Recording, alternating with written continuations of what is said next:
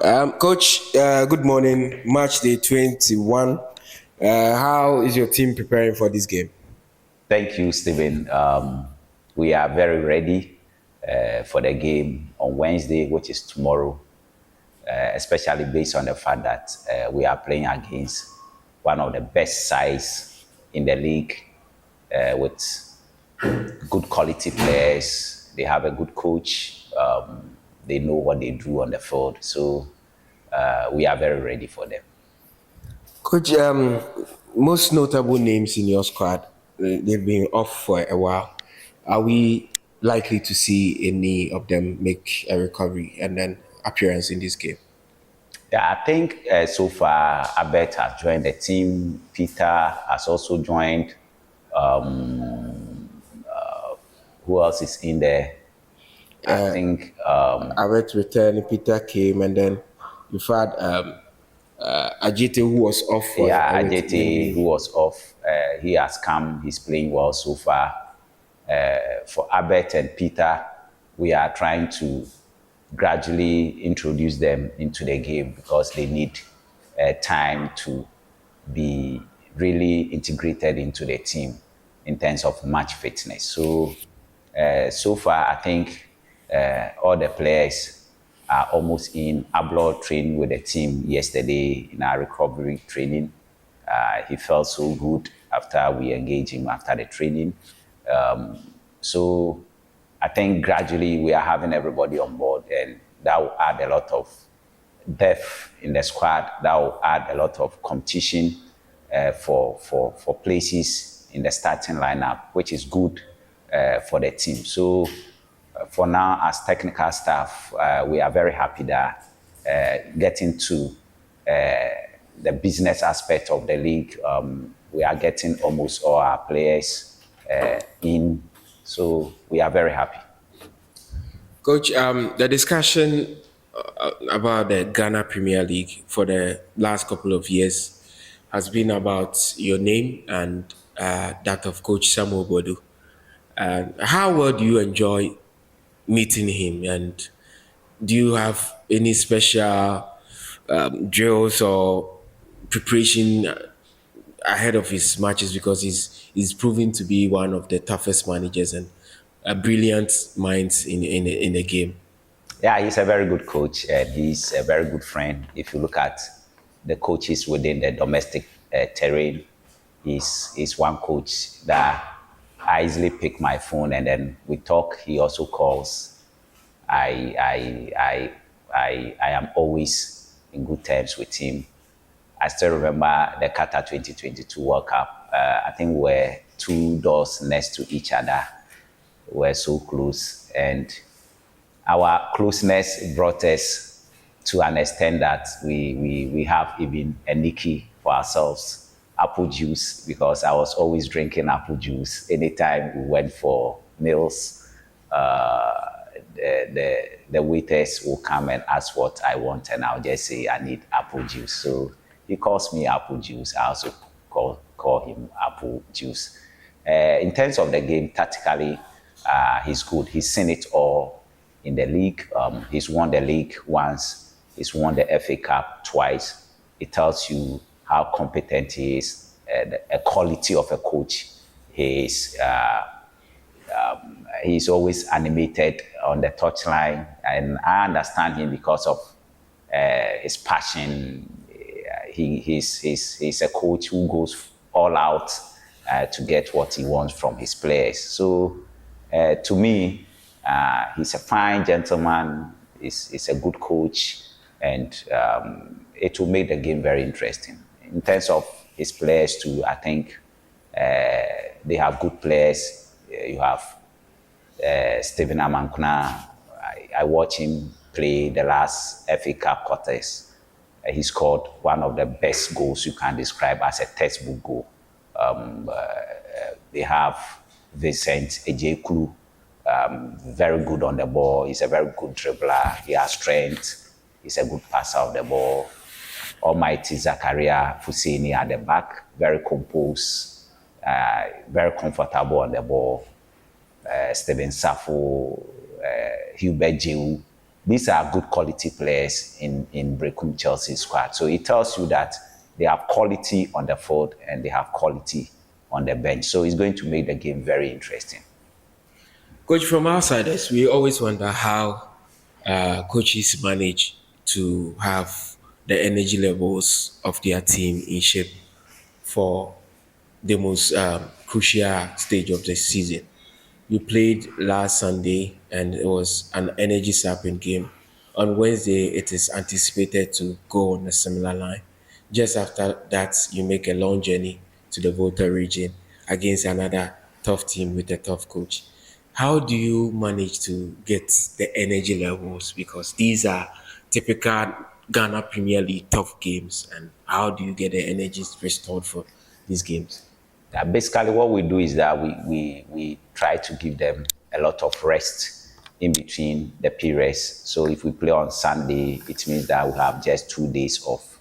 And normally what we do is that we do our recovery training where most of the things we do are basically based on tactics. Sometimes we try to correct some tactical errors in the last game that we played. And then the strength that we saw, we try to consolidate on that.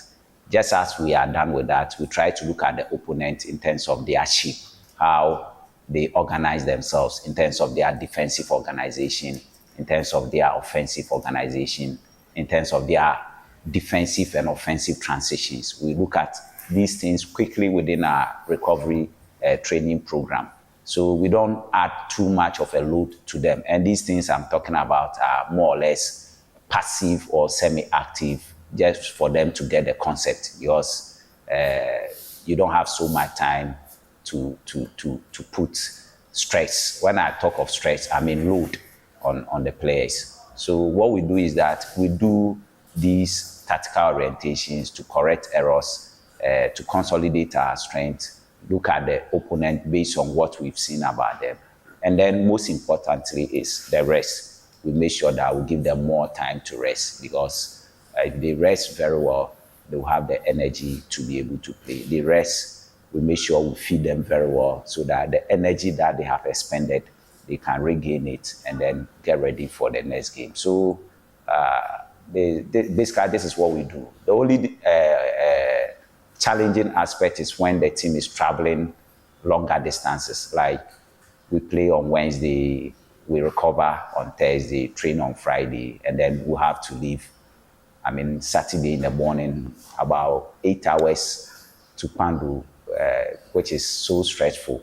You get back, and then Wednesday you are playing. So when there are longer distances between the games that we play, that becomes more stressful in terms of energy sapping. Is too much. Coach, we spoke about players that are on the road to recovery and those that return. On Sunday, you had Amidou Akwa returning. How impressed were you seeing that little boy do his thing on the day? Yeah, ever ready, ever impressing Peter Amiduakwa. He's got the pace, he's got the skill, and he's got the confidence to play on a 1v1 situation. If you look at even the goal he scored, it started from him when he picked the ball. He had two opponents, he had to round them off and then play a combo which led into a scuffle in the penalty area and eventually the goal. That's the sort of quality he brings on board. For us now, he's now coming back, so he's not gotten to his full fitness. So we have to accommodate him in terms of some of the movement errors that he will commit, some of the technical errors that he will commit. We have to encourage him that it will come gradually as he gains more playing time. If you look at his body language, you see that he thinks and feels that once he's on the field, he should be able to produce what he used to produce. But that is not how football is. When you are coming back, it's a gradual process. So we are engaging him in terms of the mindset that he should understand that it's a gradual process. And with time, he'll find his rhythm, get into the flow zone, and give us what we all know him to give us. So far, He's been good at training, and then the game he played, the 45 minutes, I think he was good to the team. Coach, this is a game that your supporters are so determined. They are so in for the 3 points. They feel that if you are able to get this 3 points, it will serve as a cushion ahead of the remaining games. Are you on the same page with them? And what will be your message to them for tomorrow? Yeah, I think they are more than 100% right. Because if we want to be title contenders, then we need to win this game. We need to win it. So I share the same opinion with them, which I've also discussed with the players. I think when we're even talking with the players, they already knew how key this game is to our title aspiration. So we have to make sure that we distribute our energy very well on the field tomorrow. We have to go in with a lot of determination, a lot of confidence, a lot of aggression, a lot of belief that we can do it. And for them, the supporters, they should come and behave like the way they behaved on Sunday when we played against True Democracy. As I said in my interview, I think I saw the Kotoko supporters' behavior of the 80s and the 90s. They were so hopeful. They were so encouraging. They were very optimistic that we were going to win the game. They knew the goal was going to come. So I was not surprised when the goal came. It was more or less like a bomb has been thrown onto the field. The shout, goal, the elation was overwhelming. So I'll plead with them that once they've gotten into that zone of supporting us, they should keep supporting us in that way. Even if the going becomes tough, they should support us, because that is all that we as technical staff and playing body, that is all that we'll be looking for from them. We are so grateful to them for the support they have given to us, and we'll continue to be grateful for how patient and how supportive they have been to us. Coach, thank you very much, and we wish you all the best for tomorrow. Welcome,